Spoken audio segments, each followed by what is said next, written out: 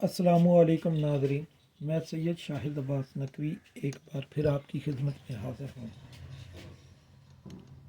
ناظرین، آج ہم جس ویڈیو کا ٹاپک لے کر حاضر ہوئے ہیں وہ ہے علم جفر سے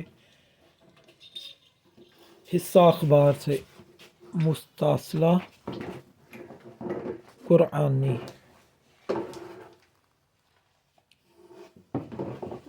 یہ بہترین قاعدہ ہے، استخارے کا استخارہ ہے، اس سے بہترین جواب حاصل ہوتا ہے اور یہ نایاب ترین قاعدہ ہے۔ میری نظر میں اس سے بہتر اور کوئی قاعدہ نہیں ہے۔ یہ قاعدہ جناب طارق سلطان بابر صاحب کا تعلیم کردہ ہے، بہترین قاعدہ ہے، اچھا جواب دیتا ہے۔ اگر عامل صاحب فہم و فراست ہو تو بہترین اس کو استعمال میں لا سکتا ہے۔ اس قاعدے سے پہلے ہم جناب تھوڑی سی بات کریں گے اپنے بھائیوں کے بارے میں، عاملین کے بارے میں۔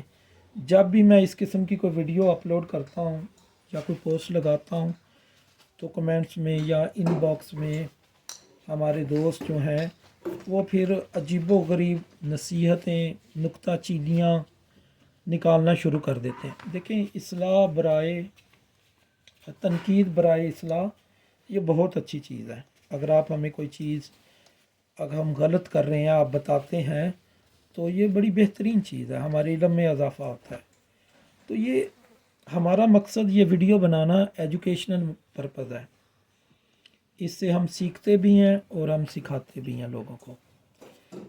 دیکھیں، جب میں کوئی قاعدہ لکھتا ہوں تو بہت سے لوگ آ جاتے ہیں، پھر وہ بڑے طنزیہ انداز میں بات کرتے ہیں، بھئی اس میں تاریخ نہیں ڈالی، اس میں نام نہیں لکھا۔ تو ان تمام بھائیوں سے گزارش ہے کہ ذرا سوچ کے بات کیا کریں۔ جو بندہ یہاں پہ سوال حل کر رہا ہے وہ تاریخ اور نام وغیرہ سے بھی حل کر لیتا ہے۔ اگر آپ کو اتنا ہی شوق ہے تو پھر آپ خود یہ سلسلہ شروع کر لیں۔ نہ تو آپ یہ خود سلسلہ شروع کرتے ہیں اور نہ ہی کسی کو کرنے دیتے ہیں۔ اگر کوئی کر رہا ہے تو اس میں بھی پھر نکتہ چینیاں نکالتے ہیں، ایسے لگتا ہے جیسے کوئی چاہتا ہی نہیں کہ یہ سلسلہ آگے عوام تک جائے۔ اسی لیے پاکستان میں علم جفر پر، حصہ اخبار اور آثار پر کوئی اچھی شخصیت آپ کو نہیں ملے گی۔ جتنی بھی کتابیں ہیں وہ تمام کی تمام عربی اور فارسی کی جو تھوڑی بہت ملی ہیں ہمیں، ان کے ترجمے ہیں۔ کوئی بھی عامل ایسا نہیں گزرا جس نے خلوص دل سے آگے تعلیم کیا ہو اور ان کے شاگردوں نے بھی آگے لاج رکھی ہو۔ ہر بندہ اپنے ساتھ ہی قبر میں یہ علم لے گیا۔ ایک ہی بات ہوتی ہے، جی فقراء کا سینہ، یہ وہ عجیب و غریب باتیں ہوتی ہیں۔ تو کوئی صاحب پھر یہ بتانے کو، تعلیم کرنے کو تیار نہیں ہے کہ اصل طریقہ یہ ہے۔ ہمیں بتائیں بھئی، ہماری اصلاح کریں، تو یا پھر آپ یہ سلسلہ شروع کر لیں۔ اگر آپ یہ سلسلہ شروع نہیں کرتے اور ہماری بھی حوصلہ افزائی نہیں کرتے تو پھر اس کا کیا مقصد ہے؟ اگر میں یہاں پہ بغیر نام اور تاریخ کے سوالات حل کر رہا ہوں تو میں پھر تاریخ اور ناموں کے ساتھ بھی حل کر سکتا ہوں۔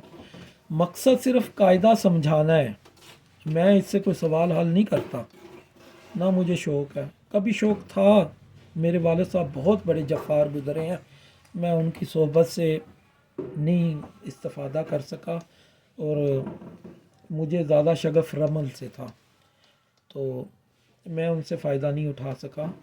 تو یہ میرے گھر کی چیزیں ہیں، کہنے کا مقصد یہ ہے۔ تو وہ جو صاحب ہیں جو پھر ان باکس میں آ کے عجیب و غریب تنقید کرتے ہیں، وہ خود نہیں چاہتے کہ یہ چیزیں عوام کے پاس جائیں، مگر انہوں نے خود بھی قبروں میں لے جانا ہے اور دوسروں کو بھی نہیں کرنے دینا۔ خیر، ان کے لیے یہ پیغام تھا تم تمام بھائیوں کے لیے کہ آپ بھی اس سلسلے میں حاضر ہوں۔ اگر آپ حاضر اس سلسلے میں نہیں ہوتے، آگے نہیں آتے، تو کم سے کم اگر ہم لولے لنگڑے چل رہے ہیں تو ہمیں چلنے دیں، ہمیں بھی تو بالکل معذور نہ کریں۔ چلیں جی، آج کے قاعدے کے بارے میں آتے ہیں۔ یہ تو ایک پیغام تھا بھائیوں کے لیے، تو ان باکس میں پھر میسج بہت زیادہ کرتے ہیں، تو وہ شکایات کرتے ہیں عجیب و غریب شکایات، نہیں ان کا مقصد تذلیل کرنا ہوتا ہے۔ تو خیر اللہ پاک ان کو ہدایت دے۔ تو یہ قاعدہ ہے جی جناب طارق سلطان بابر صاحب کا تعلیم کردہ۔ تو اس کے جو اصول و قواعد ہیں پہلے ان سے بات کرتے ہیں۔ آپ نے جو بھی سوال سائل آپ کے ساتھ کرے، آپ نے اس کو سوال کو لکھ لینا ہے، ٹھیک ہے، اور پھر اس کو بسط حرفی کر لینا ہے۔ بسط حرفی کا مراد ہے کہ بسط کا مطلب ہوتا ہے پھیلانا، مطلب آپ کا نام وسیم ہے تو وسیم کو ہم ایسے لکھیں گے واو سین یہ میم علیحدہ علیحدہ حرفوں میں، یہ بسط حرفی ہو گیا۔ اور پھر اس تمام سوال کا ہم ابجد قمری سے ہم اعداد نکال لیں گے، ٹھیک ہے۔ اعداد نکالنے کے بعد اگلا سٹیپ ہے کہ ہم اس کو قرآن کی صورتوں پہ تقسیم کر دیں گے۔ 114 پر ہم اس کو تقسیم کر دیں گے، جو باقی بچے گا وہ ہمارے سوال کے متعلقہ صورت ہوگی، یعنی کہ ہمارے سوال کا جواب اس صورت میں ہوگا۔ اب آپ کے جو صورت کی آیات ہیں، فرض کرے 10 ہیں، 20 ہیں، 30 ہیں، 100 ہیں، جتنی بھیا آیات ہیں ان کو سوال کے اعداد پر پھر تقسیم کر دیں، اور جو باقی بچے وہ آپ کی متعلقہ سوال کی آیت ہے۔ اب اس آیت کا ترجمہ پڑھیں اور ذرا غور و فکر سے ترجمہ پڑھیں، سمجھیں کہ یہ آیت کیا کہنا چاہتی ہے، آپ کے سوال کے متعلق کیا ہے۔ فرض کریں آپ کا سوال ہاں یا نہ کی صورت میں ہے تو آیت اگر غضبناک ہے تو نہ ہے، اگر جمالی آیت ہے ٹھیک ہے تو پھر ہاں ہے۔ پھر اس صورت کا آپ سیاق و سباق بھی دیکھ لیں، آگے اور پچھلی صورتیں بھی دیکھ لیں، ان کا ترجمہ دیکھ لیں۔ انشاءاللہ یہ بہترین قاعدہ ہے، مجھے یہ قاعدہ بہت پسند ہے اصولی طور پہ۔ تو ہم چلتے ہیں جناب سوال کی طرف۔ میں نے ایک سوال قائم کیا تھا، میں نے ایک عمل کرنا تھا مندر علی علیہ السلام کا، تو میں نے پھر وہ اپنا سوال قائم کیا، وہی آج میں لکھ رہا ہوں۔ یا علیمو میں مندرہ علی علیہ السلام کا عمل کروں یا نہ، سوالیہ نشان۔ اب اس کو بسط حرفی کر لینا آپ نے سوال کو، ٹھیک ہے، میم یہ نو اس طرح پورا، پھر اس کے اعداد نکال لیں، اعداد سوال، اور سوال کو پھر 114 پر اعداد کو تقسیم کر دیں، جو باقی بچے تو میری پھر یہ آیت نکلی سی صورت،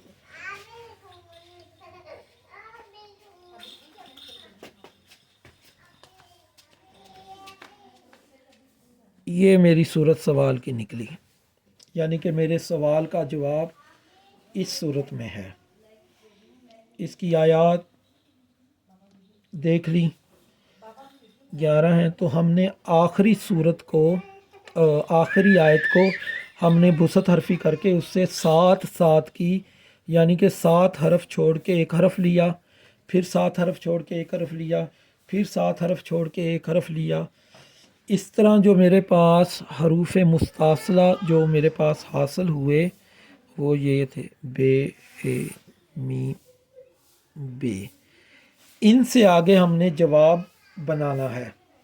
جناب بنانے کا طریقہ یہ ہے کہ یا تو ہم نظیرہ لیں گے، ٹھیک ہے، ہر حرف کا 14واں حرف نظیرہ ہوتا ہے، تو یا پھر ہم اس کا ہم رتبہ لیں گے، یہ دو چیزوں سے اس کا جواب نکلتا ہے۔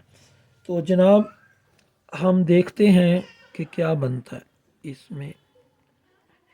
میم کا ہم رتبہ لیا ہم نے تے، میم کے 40 ہیں تو اس کے 400 ہیں، تو یہ ہم رتبہ ہے، اور بے کا ہم نے ہم رتبہ لیا رے، ٹھیک ہے، بے کے عدد 2 ہوتے ہیں، اس کے 200 ہیں، یہ ہم رتبہ ہے، تو یہ کیا بن گیا بہتر، ٹھیک ہے۔ اور حقیقت بھی یہی ہے، جب میں نے یہ عمل کیا منظرے کا مولا علی علیہ السلام کا، تو میں نے بہت سے فیوز و برکات اس مندرے سے حاصل کیے ہیں، اور میں نے بے شمار کام اس مندرے سے کیے ہیں۔ یہ مندرہ تھا جنات کے علاج کے لیے، یہ جناب ہمارے جو عامل ہیں ایاز مزمل صاحب، ان کا تعلیم کردہ مندرہ تھا، تو میں نے اس مندرے سے بے شمار کام لیے ہیں۔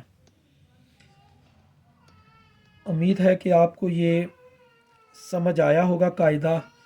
ایک دفعہ پھر آپ کو بتا دیں